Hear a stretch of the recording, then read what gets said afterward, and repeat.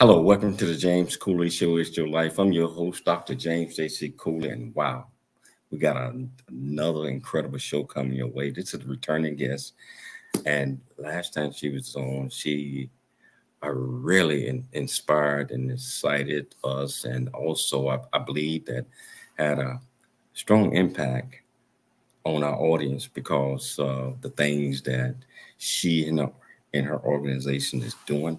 So I'm happy to have her back on the show again. I'm not going to take this thunder away from Michelle.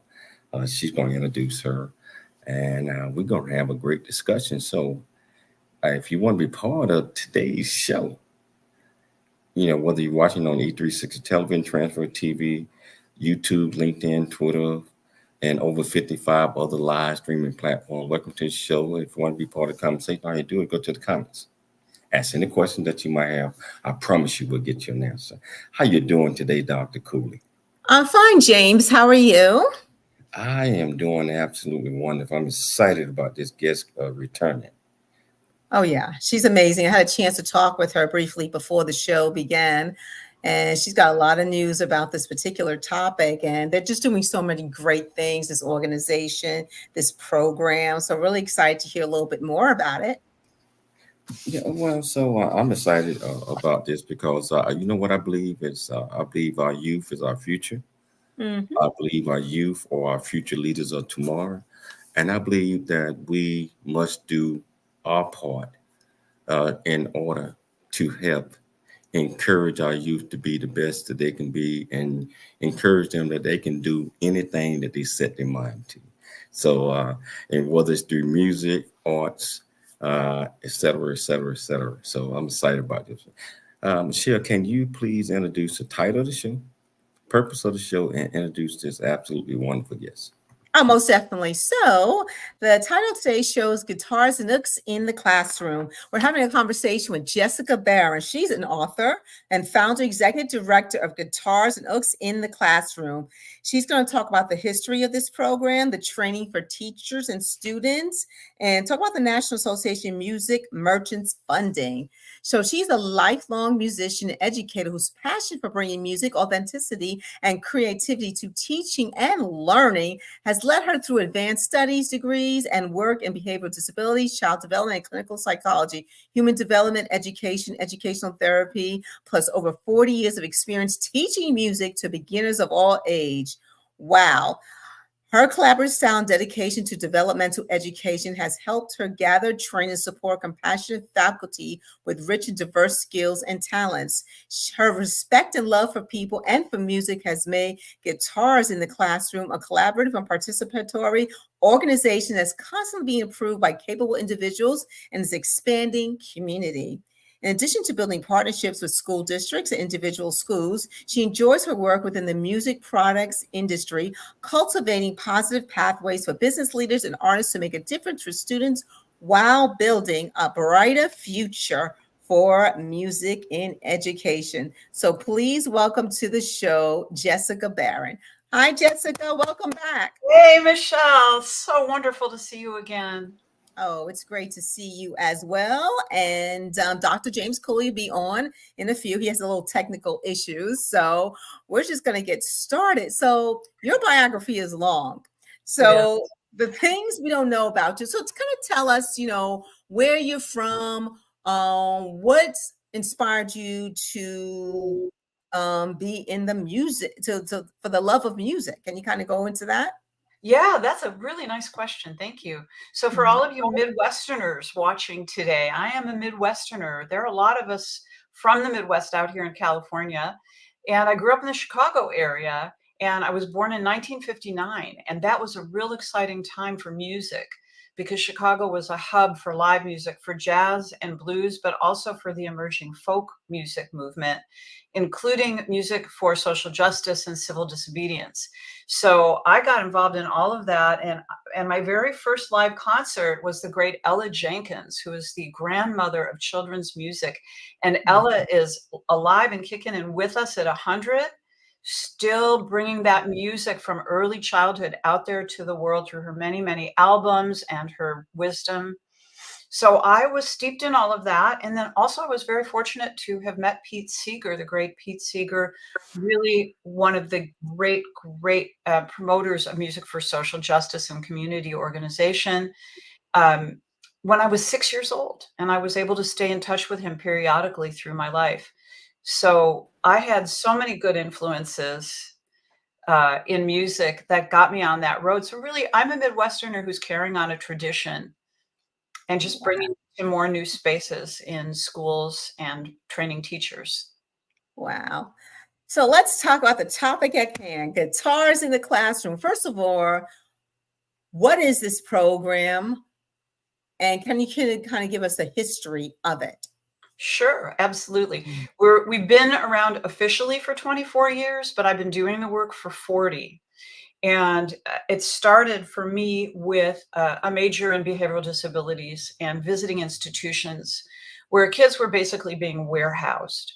So what I'm going to share with you is the emergence of these different programs that came from that basis of serving kids who were marginalized.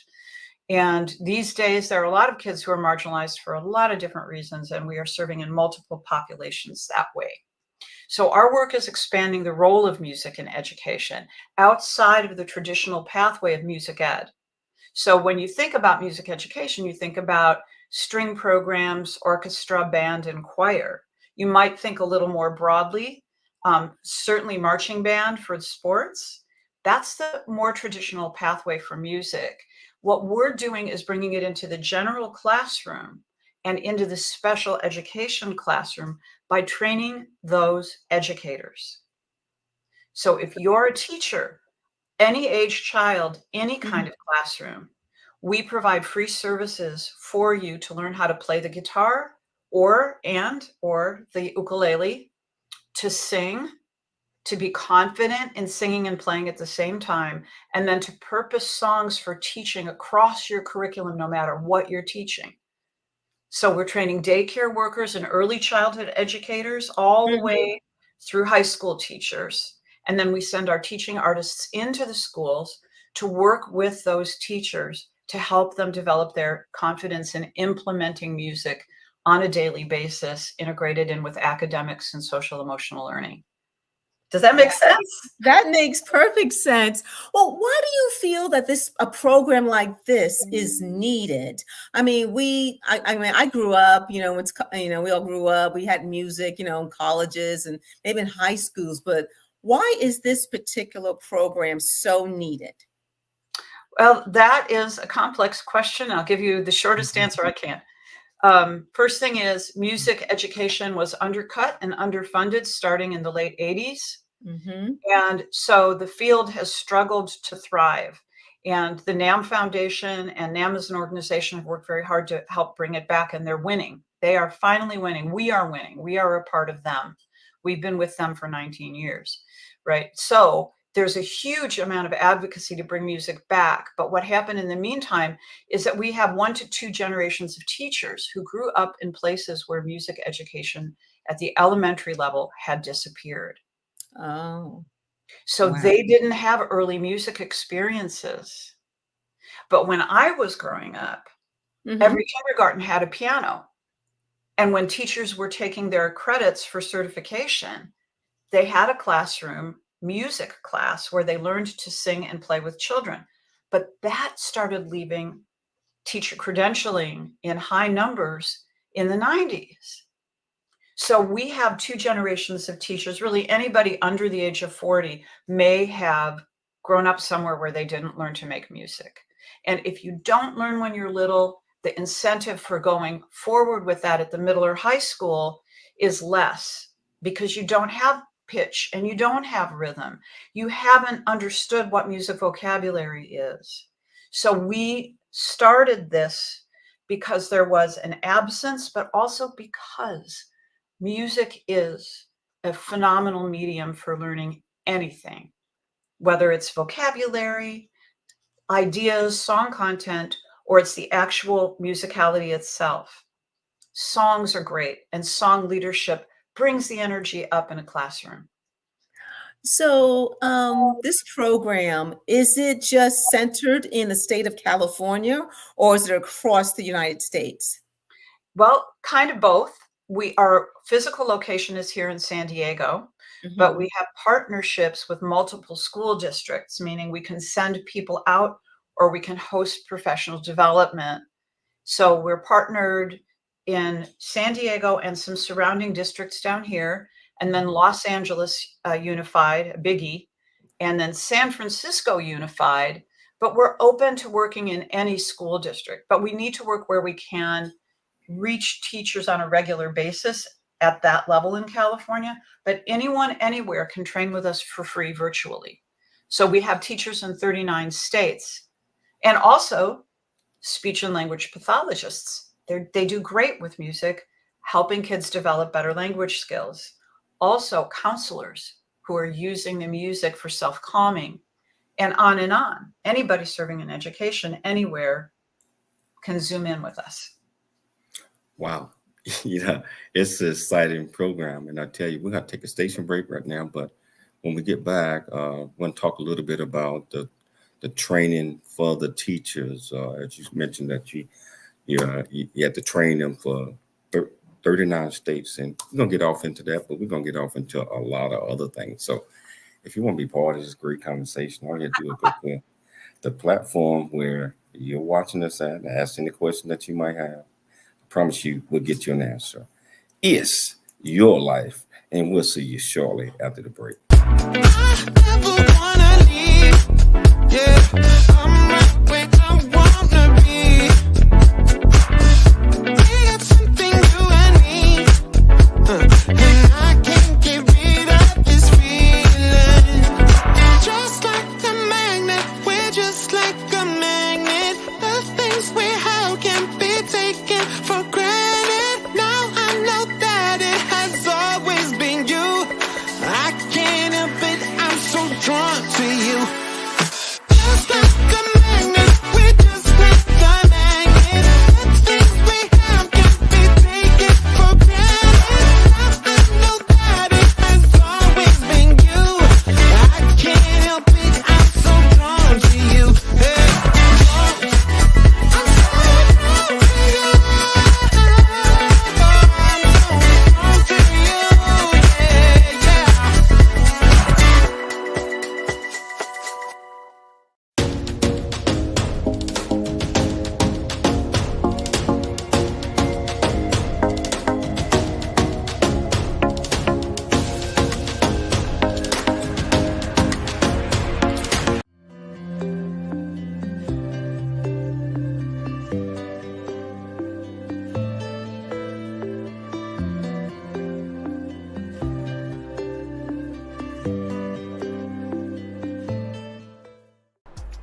Love who you are. Love who you are. You're a masterpiece. Love who you are. Love who you were born to be. Love me some me. Create, collaborate, commit with confidence. Commit with what? Commit with what? In everything that you do. I am a leader. I am a senior. I will be one of the leaders of this world.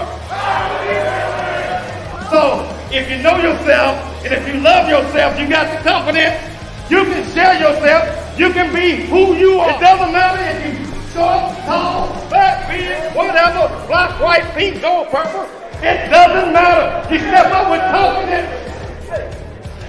You are a masterpiece. You are leaders.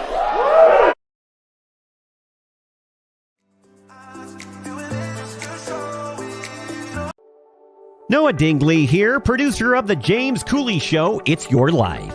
And the new audio version of James' book, Country Boy, City Boy, A Journey That Ain't Over Yet, is a must-have. James shares his true life story of struggle and success in America. It's both a cautionary tale and a roadmap to achieving the American dream. Get the new audio version of Country Boy, City Boy, A Journey That Ain't Over Yet by James Cooley on Amazon.com or wherever audiobooks are sold.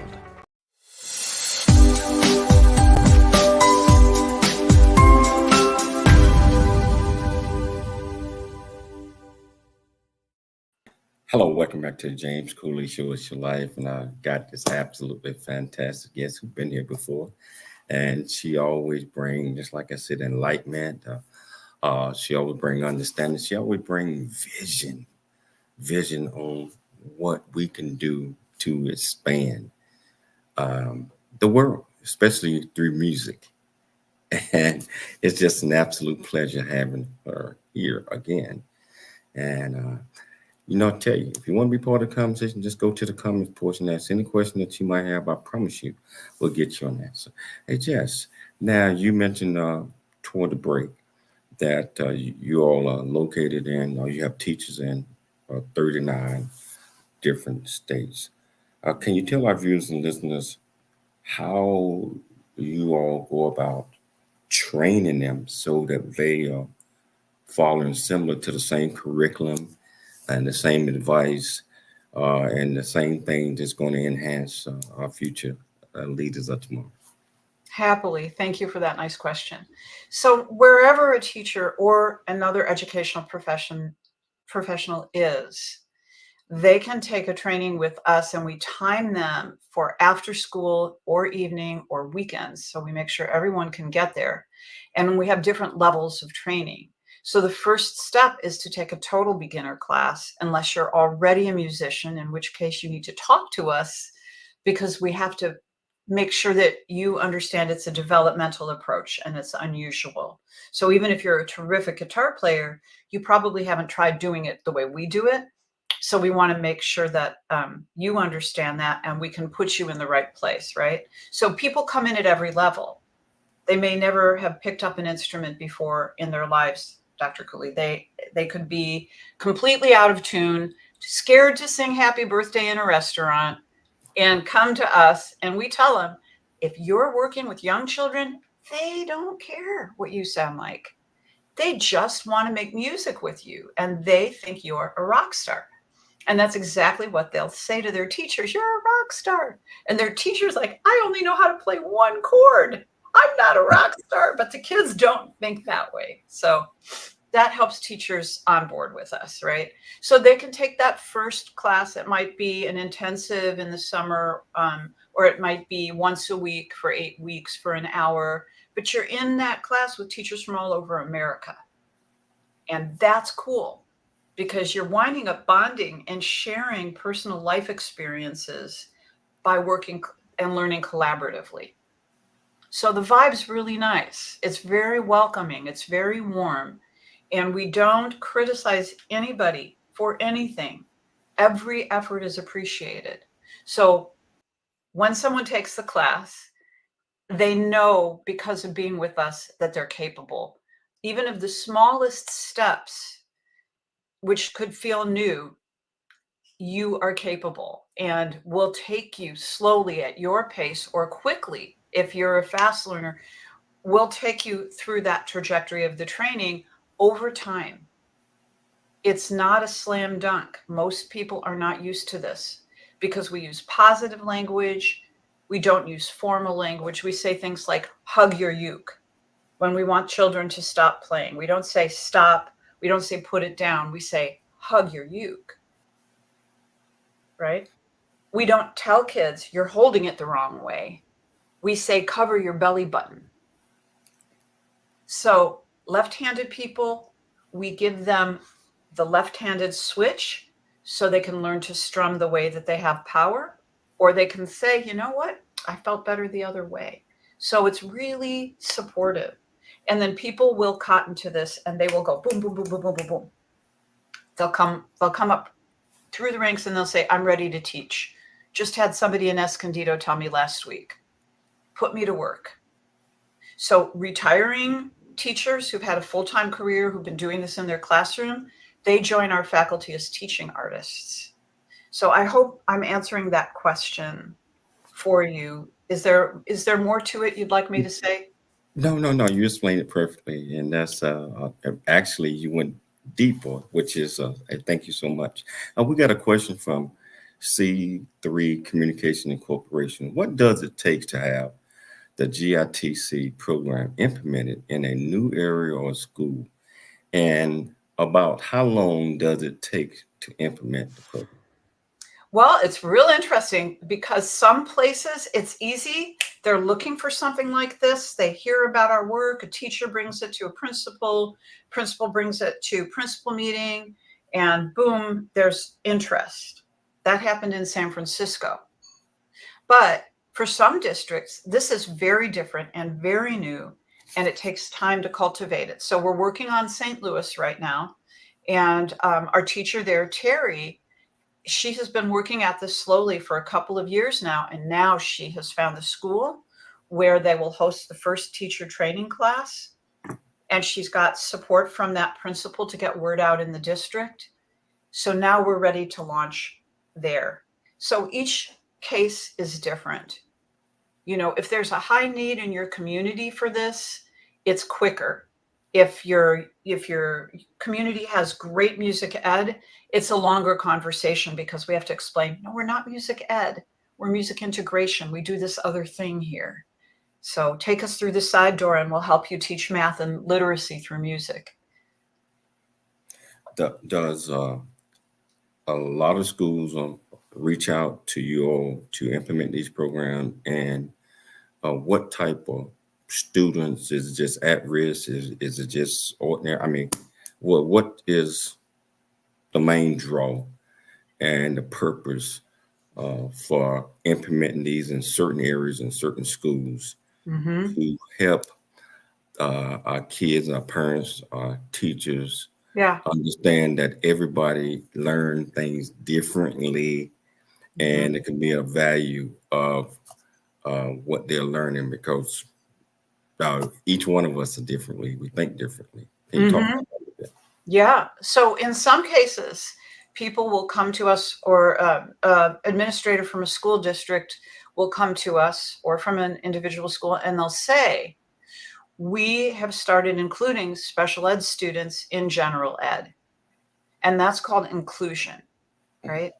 So in inclusive classrooms, sometimes the classroom teachers haven't had much training at all in differentiating instruction for students who learn differently, whether they're neurodivergent or they've got dyslexia or an auditory processing issue. Something in the way they access information is unique. But the generalist doesn't necessarily know all that stuff. It's specialty information. So we've had teachers come to us and say, I don't know how to reach all of my kids. I can reach the kids in the middle. I can reach the kids at the top, but my shyest kids who don't participate in conversations, I need a way to get them active in the discussion. Or I have kids with IEPs. That's an individualized education plan, which is every parent's right to ask for that for your child. If your child is in any way learning differently or struggling academically, you can go to your principal and say, I need an IEP evaluation. That is your right. So for any child with an IEP, they have very special instructions on how their education is supposed to be sequenced. Accommodations, maybe it's a different place they need to sit in the classroom. Maybe they need to be away from other children because they can't screen out the sound. All of that kind of thing is in that IEP, and the teachers get together in a team and they evaluate it regularly to make sure kids are on track. So teachers who have lots of kids with IEPs need different ways to help their students access learning. And they come to us, they say, I think music's going to work. Music is going to be the thing that captivates them. It's going to be the thing that they can do intuitively and not struggle in terms of executive function. They're just going to give themselves over to music. And then all of the ideas that are loaded in song lyric, just boom, they go in and they don't leave. So they'll come to us for that. Let me ask you another question. So a lot of the kids and probably families do not have a whole lot of money to purchase instruments that's required for them to be in the program. Do your organization or other organizations assist in situations or circumstances like that? Yes, we absolutely do. That's one of the things we're most proud of. We have, because of our relationship with music manufacturers and with music stores. We have helpers everywhere who want kids to have access to instruments. They want teachers to learn to play. They want to see music take a bigger role in education. And so each one has a really unique way of helping out.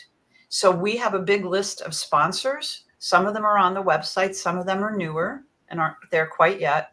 But I'll give you a really neat example. This is brand new. We have a new sponsor coming on board called Hug, which I love because we tell the kids to hug their ukes. Hug ukuleles. Now they're in Hawaii. Now, shipping, if you've ever tried to ship anything to or from Hawaii, it is so much more expensive than trying to ship anywhere else.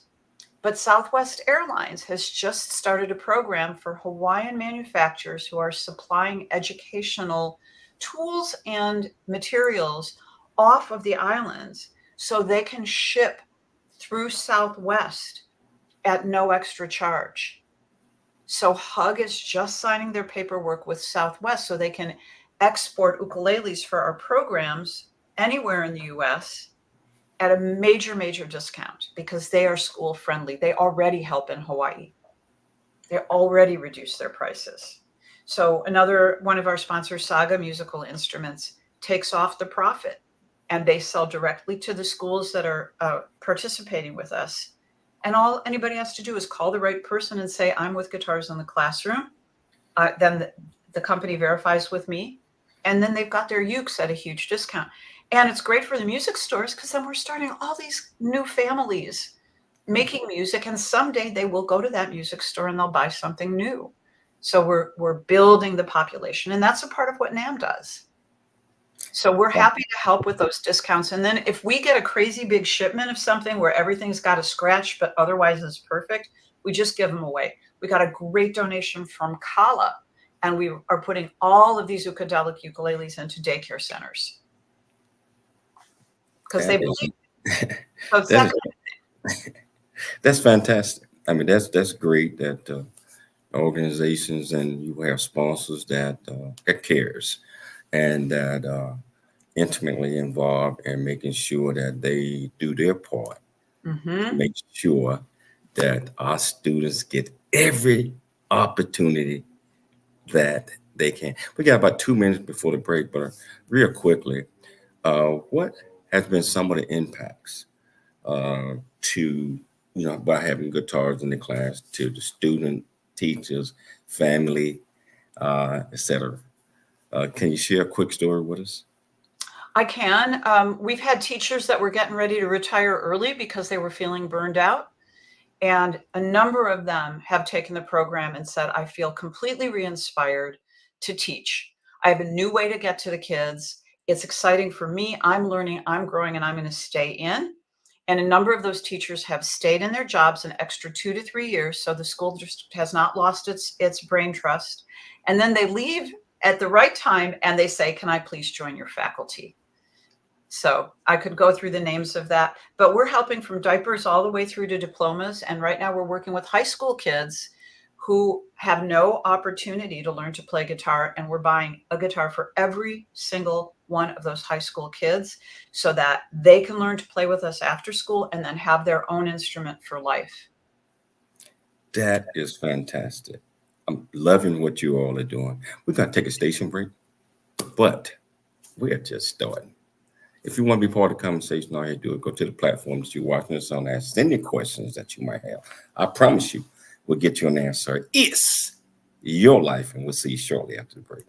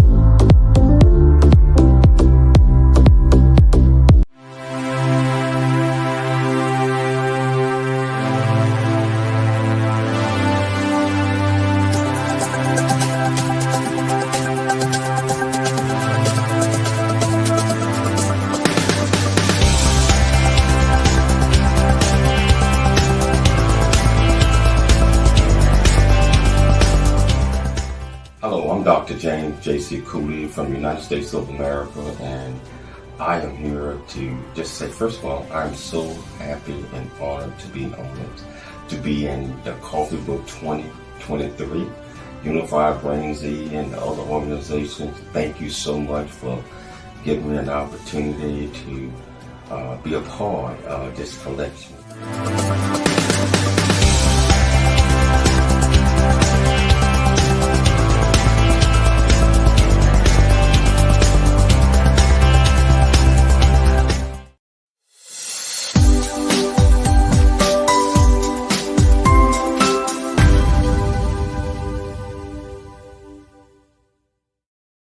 Hello, welcome back to James Cooley Show. It's your life, and I tell you, it's just an absolute pleasure having you on, because I learn something different every time that we do this and we talk about this subject. And it's just encouraging that you mentioned from diapers to graduating, that your organization is expanding across the country. Because the light comes on sometimes when we discover, we already know that people learn in many, many different facets. And just like you had mentioned, that, it's kind of tough for a high school if they haven't been playing the guitar or any of these things, but your organization comes in, simplify that, like hugging the heart and et cetera, so, and that teaches them things that sometimes they trigger lifelong love for the instrument, and not just that, but caring for others. And with my organization, like I always say, it's all about whichever way that we can do it to bring our youth and our young adults into it, whether it's music, whether it's plays, whether it's just mentorship. All of those things are important. So can you talk about, I know you were telling us about some stories, at least one that you shared over the last 24 years, but is the professional community, teachers, et cetera, embracing this, and they see opportunities for continuous growth, and also education opportunities even after high school? Yeah, boy, you touched on a lot there. That's great. Okay, so teacher self-care is critical right now, right? We know our kids have had a lot of mental health issues starting in 2020. And of course, there are challenges in society and trauma. There's all sorts of stuff people go through. We all have some rain in our lives. And for some of us, it's not just rain, it's a flood. So for educators or people serving kids, they go through the same troubles that everybody else does, but they're in front of a group of kids and caring and worrying about those kids long after the school day is over. Some people really misunderstand education. They think, oh, it's an easy job. You just show up and you're done at 3. Not a chance. Not a chance. Teachers are never done. They're working at home. Their partners and their kids, everybody has to be very supportive and understanding, because the work goes on and on. So teachers do burn out because they don't get enough rest and they don't get enough support, even in the very most supportive districts. So music resets the vagus nerve in the body. This is the central nervous system nerve that responds to anything stressful. And when we get stressed out, whether it's past stuff that's staying with us, like trauma, or it's an upset in the classroom, or we're worried about a kid, we're holding trauma. And when we strum that instrument, it actually releases that vagus nerve. And our cortisol level that our brain produces when we're stressed out, it reduces. And then singing or strumming regulates your breathing. So you're keeping a steady beat. And if you're singing with the kids, you actually have to take breaths in between those long lines. So all of that resets the teacher's central nervous system, so they're more able to respond to the emerging needs of the students in their presence. And they can let go of things that are outside that moment and just be fully present. And that's the thing about music. It takes you out of whatever trouble has been on your mind, and it puts you in a good space. So whether you're singing the blues and you're complaining about the horrible things in life, or you're singing a funny song, it doesn't matter. If you're making music, you're relieving yourself, and then you're better equipped to be there for your students. The teachers who then take it a step farther and teach it to the students in their classrooms give the kids that same exact gift. And when the kids are making music with the teacher, they're all on that steady beat. They're all singing the same song.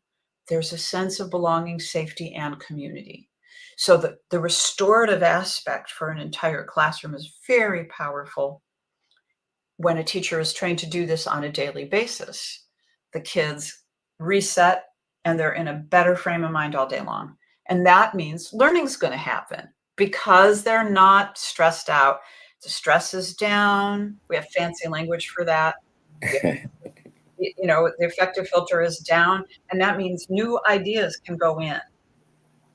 So it makes us healthier, it makes us better, happier in community. And anybody can do it, I promise. Anybody can learn how to do this. Wow. Just was thinking about right before we went on the air, and you was telling me some good success stories about you got a couple of events with your students. I think this weekend or next weekend. Yeah. With a concert. Can you talk to our viewers and listeners a little bit about that so they get an understanding? Yeah, it's really exciting. I've been working with our faculty to start these after-school guitar programs. And if you think about that, well, it's great. Kids can learn how to play guitar, sure. But what it really is a social container. So when we're working in communities that are really economically hard hit, and there isn't an extra dime to give a kid anything besides just trying to keep clothes on them and food in their mouths, and that is very normal. This is a program that opens the door for making music, but it also brings kids together in a non-academic setting. And then our teachers are kind. They're funny, they're smart, they know how to teach the subject, and they give kids a lot of space to connect with each other in the clubs, to form friendships. And then the kids start jamming together, and you start to see what kind of music do they love? What are they going to learn to play? At Lincoln High School, we had kids that told our teacher, we want to play corridos. So we went and learned a bunch of corridos, and then the kids are all playing corridos and they're singing in Spanish. And it's glorious. Those kids, a bunch of them are about to perform at their first talent show over at Hoover High School, and our district is busing them. They're picking them up at Lincoln. They're bringing them to Hoover. They're having a whole fabulous day together, and they're going to get on stage. And all those kids already are getting their own guitars. And then we have a new club at Hoover, and we just received 8 electric guitars from the Guitar Center Music Foundation to award the 8 kids in the class who asked for electrics, including one young woman who asked for Candy Apple Red, and the head of the Guitar Center Music Foundation went and got her that Candy Apple Red guitar. So they're all going to get those instruments on Saturday when they're standing up there to perform. So we're proud of them. They were under no obligation or pressure to perform, and they just went, okay, we're going to go for it.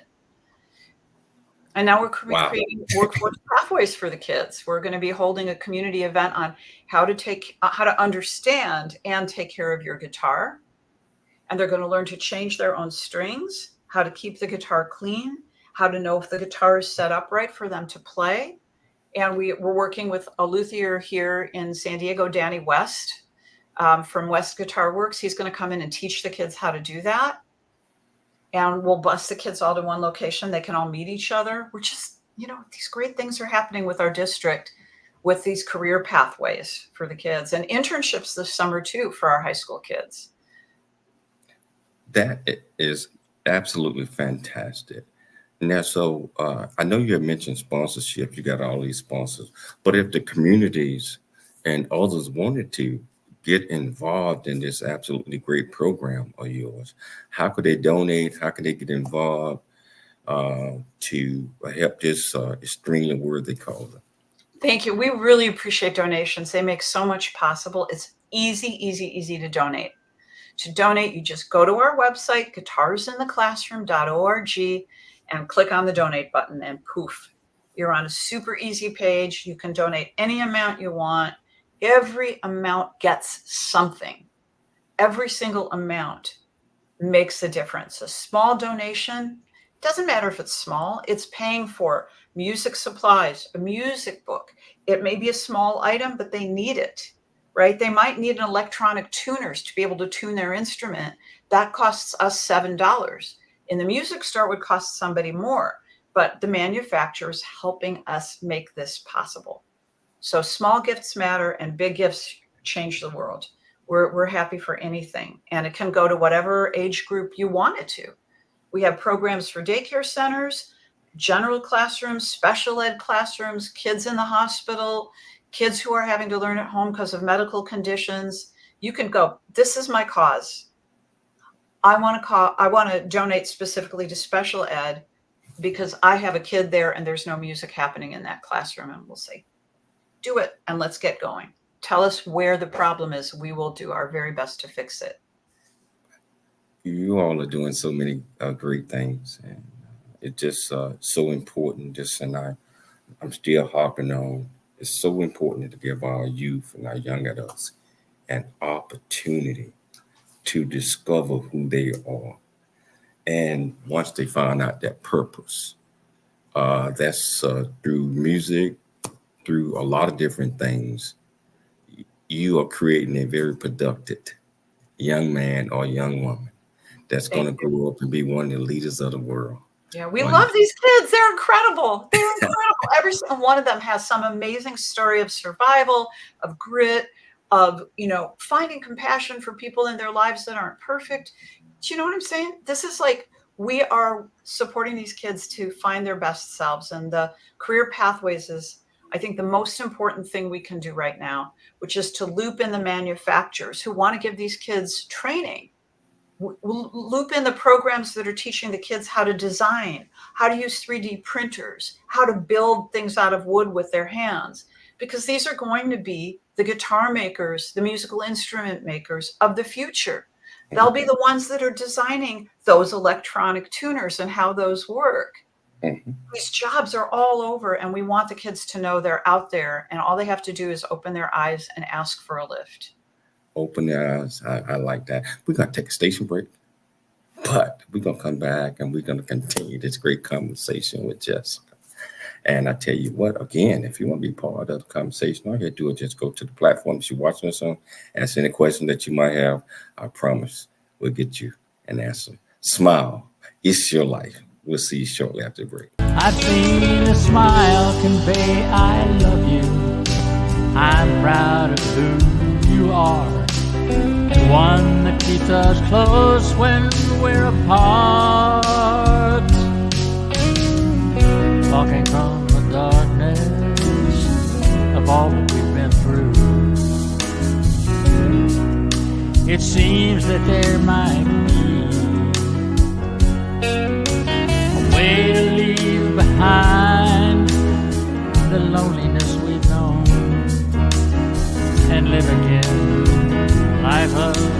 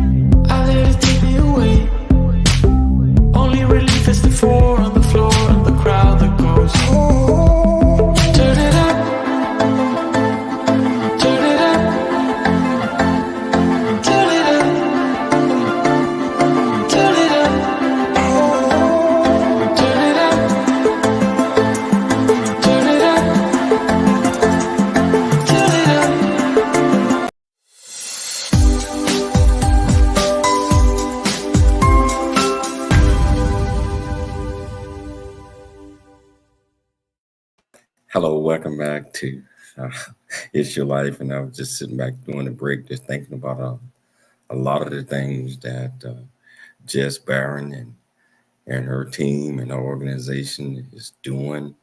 And I just get tickled pink every time that I get an understanding that others are out there with the same vision that I have, is making sure we encourage our youth, our communities, our teachers, uh, professionals, or whatever that might means, to give, reach out, help, lift up. I'm talking about we all are in this world together. We have to live together. We have to learn together. And we got another generation coming up after us that we have to teach together. So all of these things are so important. And just the information that you're putting out is so valuable. I'm hoping that we reach a lot of other schools around the United States and the world, to jump in and reach out to you all to start a program or help get those programs started in their school. So I think that's so important. So, but It is. We need to help absolutely as much as we can because the kids are not all right. They have gone through an awful lot with COVID, and more than a lot of people actually know unless they have kids at home where they're seeing them struggle at school. And I'm just hearing for the first time that we've got a lot of kids who are not going to go to college where they would have had the grades, they would have been incentivized to do it, but they really got knocked sideways by having to learn online, and they didn't really make the academic recovery that they needed to. And so kids who are starting as freshmen are also having trouble. And some of them are flunking out their freshman year because they're really not used to the rigors of it. And the math is hard.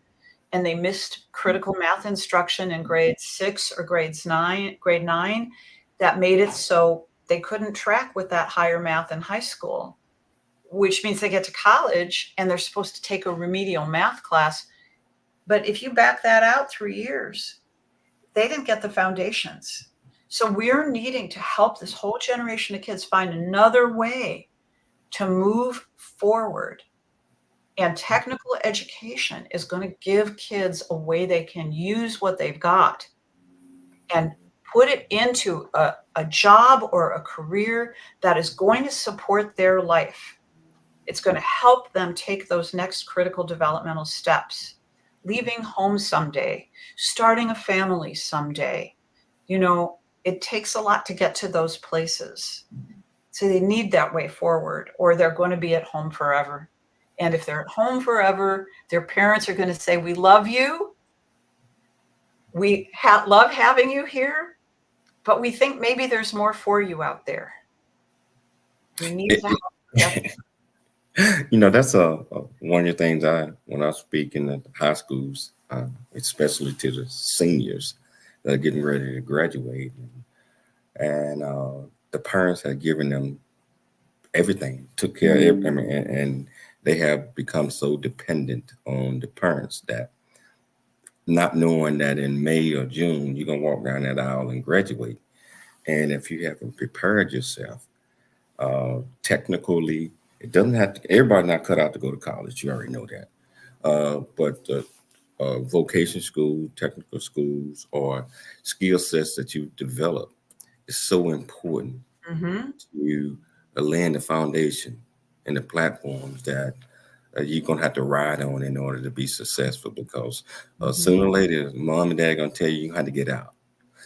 I mean, Well, they might. So when you're talking to the high school kids, Dr. Cooley, what are they saying to you about how they feel about graduating? What are you hearing? well, a lot of them that we talk to are, they have plans, because we have already talked to them as juniors and et cetera. And they know that sooner or later that they got to go to school, got to go to work, got to do something. Others, on the other hand, just like I said, they are used to their parents that being there, taking care of them, and they can live that way for the rest of their life, under their parents' roof, and not really go out and search for meaningful jobs, or an opportunity to advance yourself through higher education. So I call it laziness, um, but the light does come on sooner or later, and that's how life is. Hey, just we're down about the last 2 minutes of the show. What are some of the takeaways that you want um, our viewers and our listeners get from this? And can you tell them how they can get in touch with you again, donations, etc.? Sure. Thank you for asking. Anybody that wants to get in touch can write to us at our info email, and it will be handled. It's info at guitars, not just one guitar, but guitars in the classroom.org. And that comes right into my box. And I also share that email with others on our staff. So you can just put in your subject header while you're writing, and we're going to get you to the right person. We're going to write you back. You can tell us if you'd rather talk to us on the phone. If you want to donate, the website's easy, but we're also very happy to help. We accept check donations. That's great. There's no processing fee. But don't worry if you want to donate online, because we work with a platform that reduces that fee. So you don't even have to pay the extra fee, because the cost at the end of the quarter is almost nothing. So just if you want to give, just give what you want and don't worry about the extra.